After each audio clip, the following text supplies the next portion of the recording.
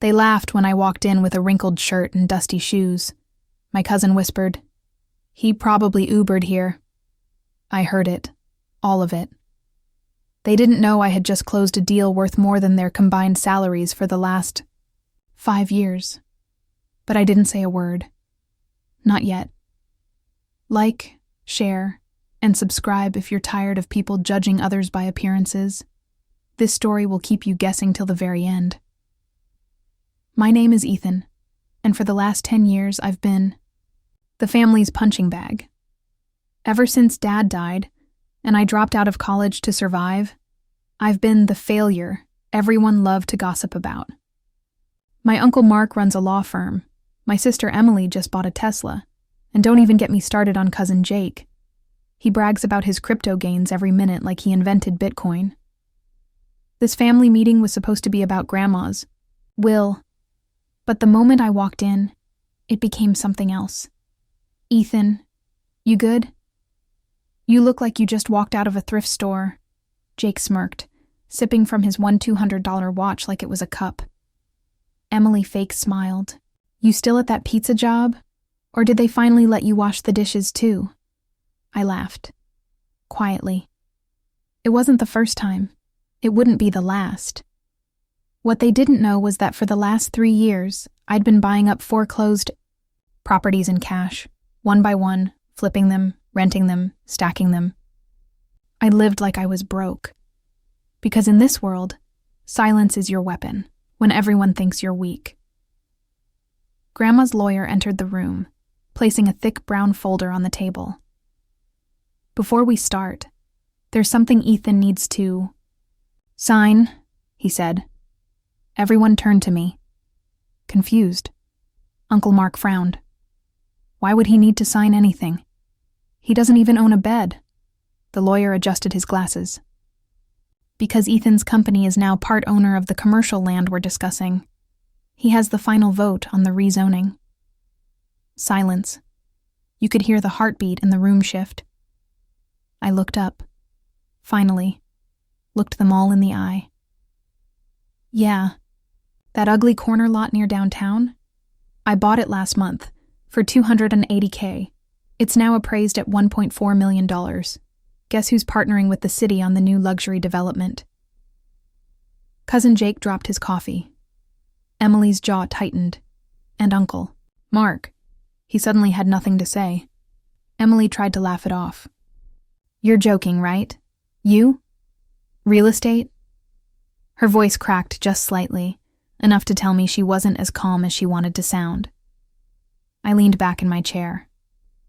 "Not joking. Check the property records. Ethan Reed Investments. You'll see my name on 10 more titles in this city. Quiet buys. All cash. No loans." Uncle Mark's tone turned sharp. "Where did you even get that kind of money? What, you selling drugs now?" That hit harder than it should have. I wanted to stand up and scream. But instead, I pulled out my phone, opened the portfolio app, and placed it gently on the table. Rental income. Flips. A bit of crypto in 2018. And maybe discipline. Something this family's allergic to. Jake snatched the phone and stared at the numbers. Net worth, over $3.2 million. Cash, liquid, $740K. I watched his face turn a new shade of regret. "I used to sleep in my car outside a gas station," I said quietly. "When Dad died, no one here even asked if I had a place to live. I built everything from scratch while you all laughed behind my back." Emily's fake confidence crumbled. "Why didn't you tell us?" "Tell you what?" I said. "That I was grinding 18-hour days while you were posting fake vacations? That I was too ashamed to admit I needed help and too stubborn to beg for it?" Uncle Mark stood up, pacing. "So what now? You think you can just buy your way back? Into the family?" I smiled. Cold. "No. I'm not buying in. I'm buying you out." That got everyone's attention. Every single eye in the room locked on me. I reached into my bag and pulled out a folder. "I've made an offer to Grandma's estate attorney Full buyout of the family's share in the development property. Above market rate. Cash. Today. Jake's voice trembled. You can't do that. That's ours too. No, I said, flipping the contract open. It's not. You thought it was. But while you were busy mocking me, I was buying controlling shares through LLCs you didn't even notice. I already own 62%. This offer is just a courtesy. The lawyer nodded, confirming it. The room was dead silent. And then came the twist none of us saw coming. The door creaked open, and Grandma walked in. Alive, standing, smiling. Jake nearly fell out of his chair. Emily gasped so loud it echoed. Uncle Mark's face turned pale like he'd seen a ghost. Because to them, that's exactly what Grandma was. A ghost. A woman they had all assumed was too sick, too gone, too out of the picture to matter anymore. But there she was, standing tall, in a navy coat, diamond brooch on her chest, and eyes that had seen everything. I asked them not to tell you I was attending, Grandma said, walking in slowly, her cane tapping the wooden floor. I wanted to hear what this family really thought, when they didn't think I was listening. Jake stumbled over his words. Grandma, no one said anything bad about you. Grandma's eyes cut through him. But you said plenty about Ethan. Every one of you. I raised this family to have character, not to mock a man just because he took longer to... Rise. Emily stood up, trying to salvage something. We didn't mean it. We were just... surprised. Grandma turned to me. Ethan, come here. I walked to her side. She reached into her bag and handed me a sealed envelope. This was supposed to be read at my funeral. But after today, I've changed the plan. Emily, Mark, Jake. They leaned forward like wolves circling a stake. I opened. The envelope, heart-pounding. Inside was a notarized document. Ownership transfer of her private farmland estate. Value estimated over $6 million to me. Jake shot up. What? No, he manipulated you. He played all of us. Grandma raised her hand. Sit. Down. She looked around the room. Not one of you checked on me these last 6 months. Not even a call. Except Ethan. He sent groceries. Paid off my nurse's car loan without telling me. Called every Sunday. He didn't do it for an inheritance. He did it because that's what real family does. I swallowed hard. The room swayed slightly. The power shift was complete, and no one saw it coming. Grandma squeezed my hand. This boy was left with nothing. Now he holds more power than any of you ever dreamed of, and he earned every bit of it. Uncle Mark's hands were trembling. He stared at the document in my hands like it was a loaded gun. Jake looked like he wanted to flip the table. And Emily, she just froze, eyes empty, jaw clenched. But Grandma wasn't done. I've made arrangements, she said calmly. Effective. Immediately, Ethan will be overseeing the trust. He's in charge now. Jake exploded. You're seriously giving everything to him? The dropout? The delivery boy? What about the rest of us? Grandma's reply was ice cold. You all delivered insults. He delivered loyalty. I stood still. Not out of pride, out of shock. For years, I kept my head down while they mocked my every move. Now I was watching those same mouths go silent, one by one. Mark finally found his voice. You think this is fair? After everything I've done for this family? Grandma stared him down. No. I think it's justice. I turned to them. I should have gloated. Should have rubbed it in. But I didn't.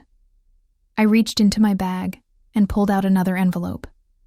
This, I said slowly, is a copy of my development plan for the commercial land. I was going to keep it for myself.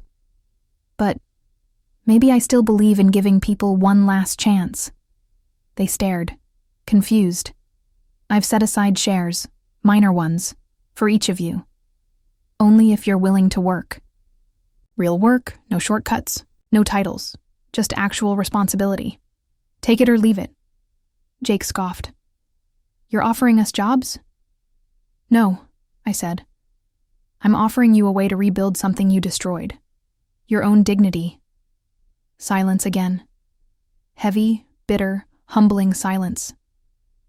Emily finally whispered, Why, would you do this for us after everything? I looked right at her. Because the best revenge isn't to destroy you. It's to show you who I became without you. And just when the room began to absorb the blow, Grandma added one more twist. Oh, and, Ethan, she said with a wry smile. I forgot to mention, that land you bought. I own the adjacent parcel. I've just signed the rights over to you. Your project just tripled in value. I felt the floor disappear from under me. The room didn't just fall silent this time. It shattered. Uncle Mark slumped into his chair like the wind had been knocked out of him. Jake stared blankly at the wall, mumbling something under his breath. Emily was blinking too fast, like her eyes were trying to deny what they were seeing. But none of them said a word. They couldn't. Because the truth had crushed them louder than any insult ever could. I stood there, heart pounding, trying to process what Grandma had just said. The adjacent parcel. It was the missing piece. That land completed my entire development plan. With both properties combined, the deal wasn't just big, it was massive. I cleared my throat. Thank you, I said to Grandma, voice steady. You didn't have to do that. She nodded. I know, but I wanted to. Jake suddenly jumped up again. This is manipulation.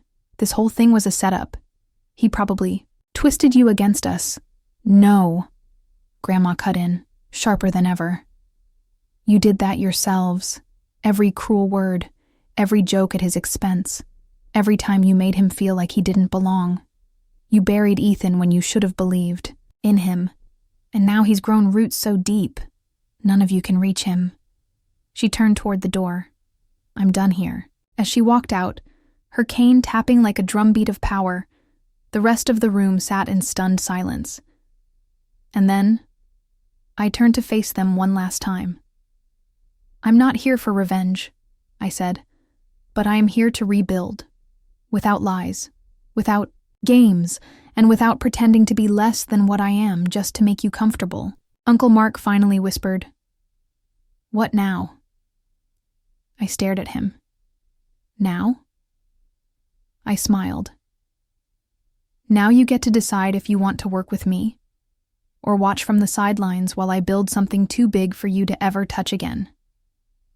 I picked up my folder, tucked it under my arm, and walked out, leaving behind the same room that once made me feel small. Only this time, I was the biggest name in it. If this story hit deep, like, comment, and share.